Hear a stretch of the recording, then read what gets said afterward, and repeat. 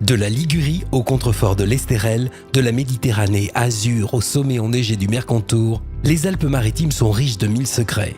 Parmi ces secrets, une carriole d'artisans fait vivre le département et entretient des savoir-faire ancestraux.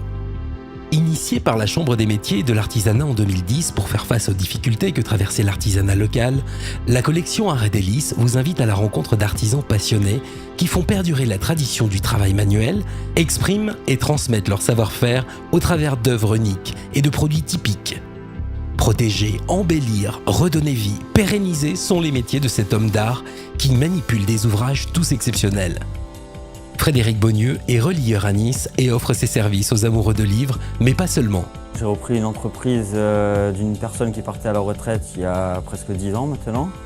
On était installé dans le Vieux-Nice et maintenant on s'est installé dans cet atelier. Le travail consiste à recourir les livres, leur donner une deuxième jeunesse un petit peu. On peut utiliser du cuir, on peut utiliser du papier, de la toile, on fait de tout de A à Z. On reprend les coutures, on refait les dorures, les montages, les cartons.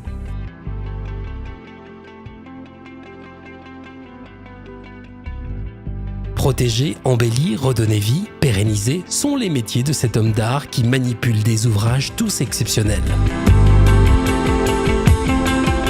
En clientèle, on a des administrations, des bibliothèques, des bibliophiles, des collectionneurs, des passionnés du livre, des gens qui veulent restaurer leur bibliothèque, des musées, des galeristes, tout type de clientèle, puisque c'est quand même assez large au niveau éventail de fabrication. On peut faire aussi de la création, si vous voulez un album photo avec des reliefs ou avec quelque chose de spécial, on peut le faire.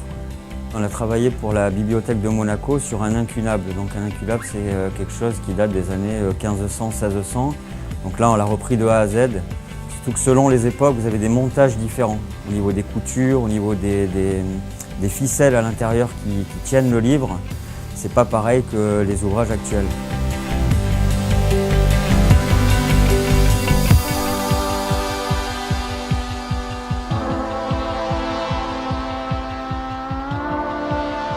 On adapte en fait tout par rapport au désir du client. On essaie de répondre au mieux à leurs désirs.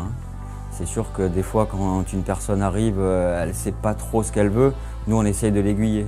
Et on voit évoluer le travail de A à Z. On part vraiment quand même du corps d'ouvrage, d'un paquet de feuilles pratiquement, jusqu'à une reliure complète avec un décor, des reliefs, des incrustations de papier, de bois, des mots, etc.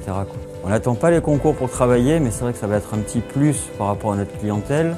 Là, d'ici 2 ans, il y a le meilleur ouvrier de France qui va se mettre en place, puisqu'on attend les délibérés et exactement les sujets qui vont sortir. Avec la Chambre des métiers, on travaille aussi en collaboration pour avoir le label artisan et maître artisan d'art, parce qu'on fait aussi également de la formation. On travaille avec le lycée Pasteur, donc tout ce qui est maroquinerie, travail du cuir, etc. Donc on prend des stagiaires et normalement on va être également référent juge au lycée Pasteur.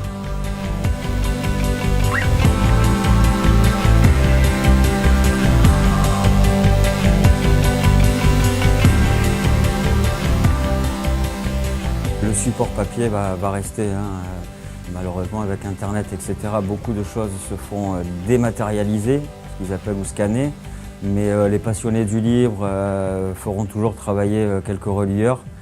Donc, il n'y a pas de problème de ce côté-là. Je pense qu'on aura quand même du travail pour un petit moment. Un métier qui attire toujours de jeunes passionnés et qui a de beaux jours devant lui.